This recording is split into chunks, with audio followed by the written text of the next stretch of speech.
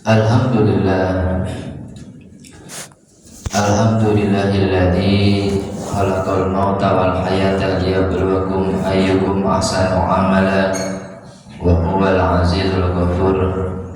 Asyhadu an la ilaha illallah wa asyhadu anna Muhammadan abduhu wa rasuluh.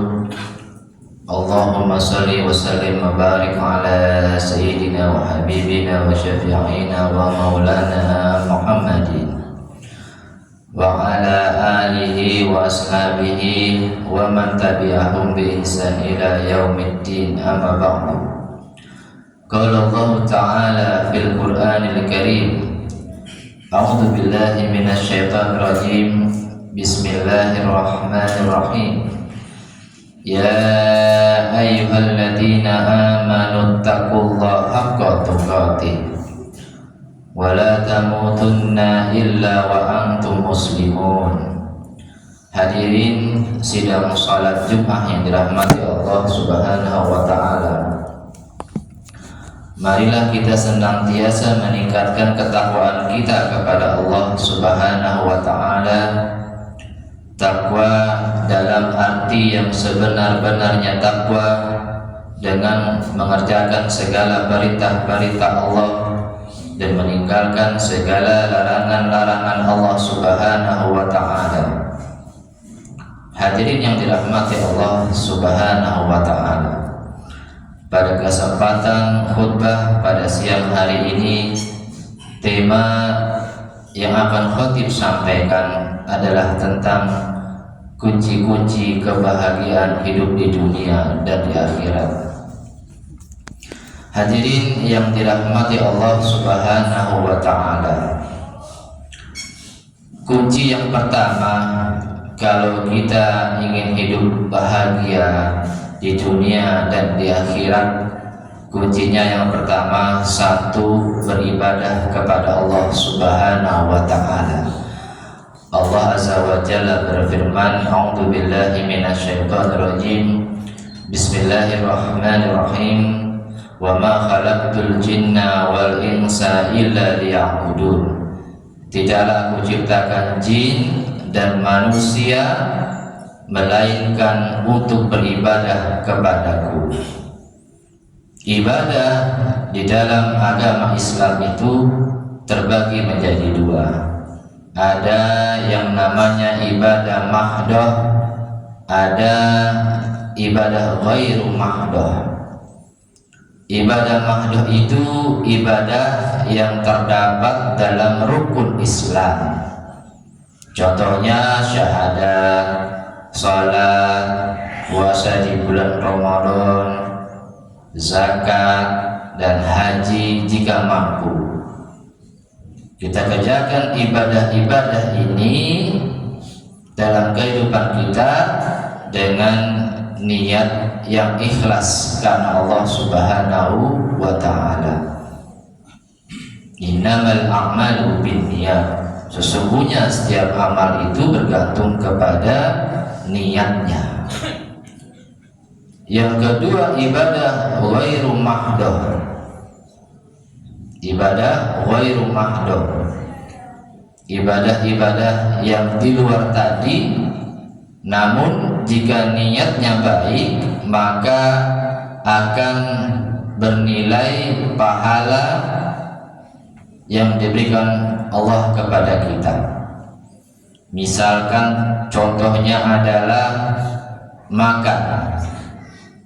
Kalau kita makan, sebelum makan kita baca bismillah, kemudian niat makan, nanti kita punya tenaga, setelah itu nanti kita bisa beraktivitas beribadah kepada Allah, bisa bekerja mencari rezeki yang halal, bisa talabul ilmi, bisa mencari ilmu, bisa melakukan segala perbuatan-perbuatan positif dan kebaikan, maka makan kita itu bisa menjadi ibadah.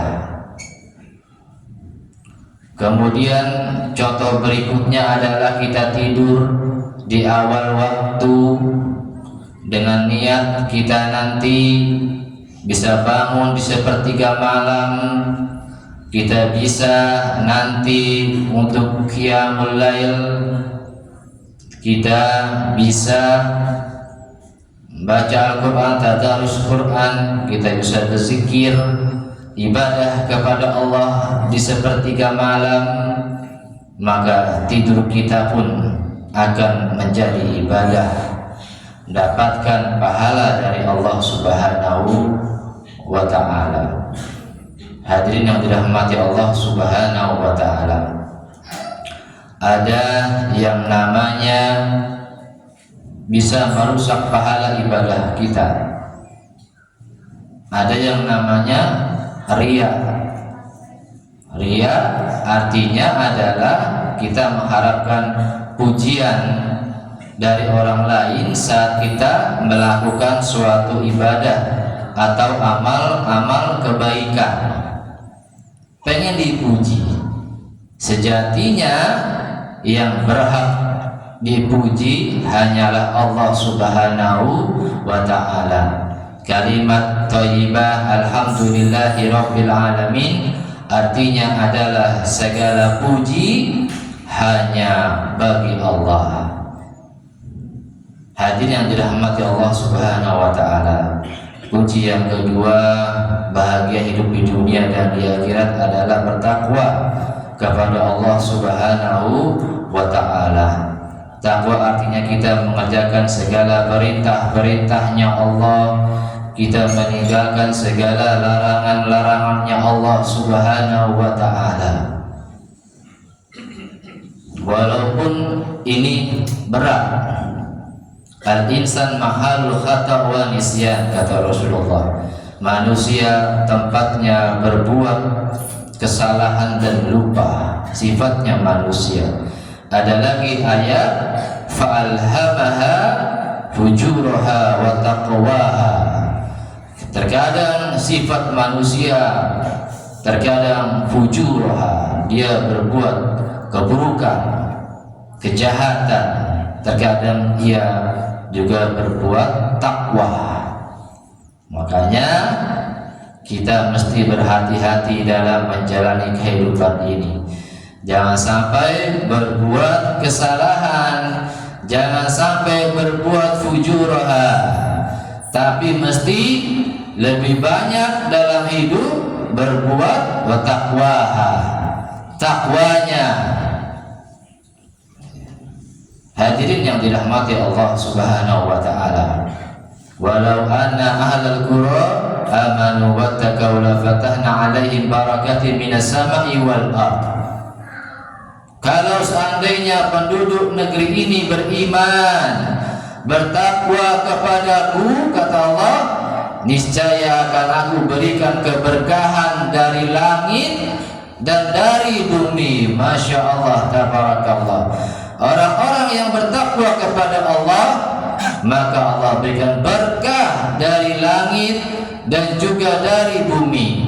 Berkah artinya ziyadatul khair, bertambahnya kebaikan. Kebaikan banyak datang kepadanya kalau dia takwa. Berkah ilmunya, berkah rizkinya, berkah usianya, berkah keluarganya, berkah seluruh aspek dalam kehidupannya kalau dia bertakwa kepada Allah Subhanahu wa ta'ala. Semasa hidupnya bertakwa terus. Hadirin yang dirahmati Allah Subhanahu wa ta'ala, yang ketiga, kunci kita hidup bahagia di dunia dan di akhirat, kuncinya adalah bersyukur kepada Allah Subhanahu wa ta'ala. Syukur terbagi tiga, kata Imam Al-Ghazali. Yang pertama, syukur dengan hati.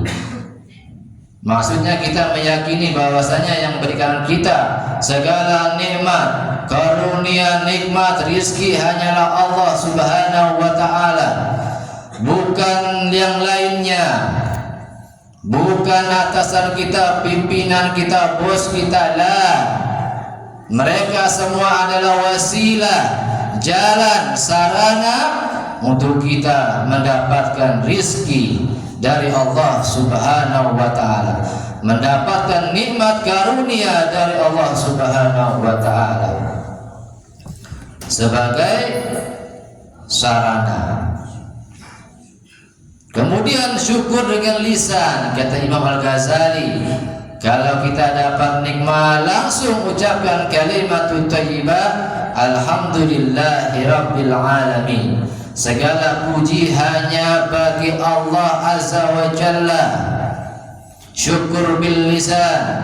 Yang berikutnya syukur dengan perbuatan, yakni kita menggunakan segala karunia nikmat yang sudah Allah berikan di jalan-jalan yang Allah ridhoi, di jalan-jalan kebaikan. Segala apapun itu karunia yang Allah berikan, karunia harta, rizki, ilmu, pasangan hidup, anak-anak, jabatan, apapun itu harus digunakan di jalan-jalan kebaikan, jalan-jalan yang Allah ridhoi. La in syakartum la azidannakum wa la in kafartum inna adzabi lasyadid.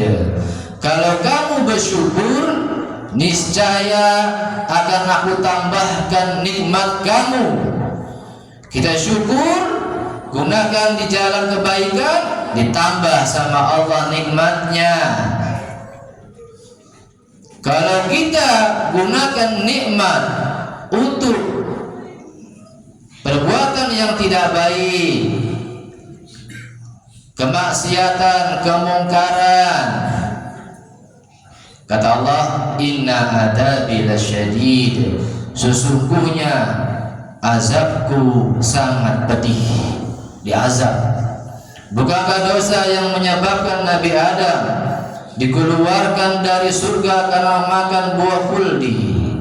Bukankah dosa yang menyebabkan kaum Nabi Nuh alaihissalam ditenggelamkan oleh Allah dengan banjir bandang yang tinggi setinggi gunung, karena kaum Nabi Nuh tidak mau beribadah kepada Allah Subhanahu wa ta'ala. Wa ma khalaqtul jinna wal insa illa liya'budun. Tidaklah aku ciptakan jin dan manusia melainkan untuk beribadah kepadaku, kata Allah. Bukankah dosa yang menyebabkan Qarun beserta harta bendanya ditenggelamkan oleh Allah di dasar bumi?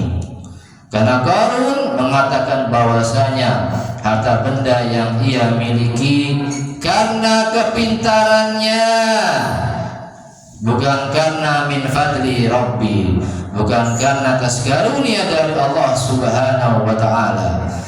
Semoga bermanfaat. Barakallahu li wa lakum fil Qur'anil Karim wa nafa'ani wa iyyakum bima fihi min ayatihi. Aqulu qawli hadza fastaghfiruhu innahu huwal ghafurur rahim.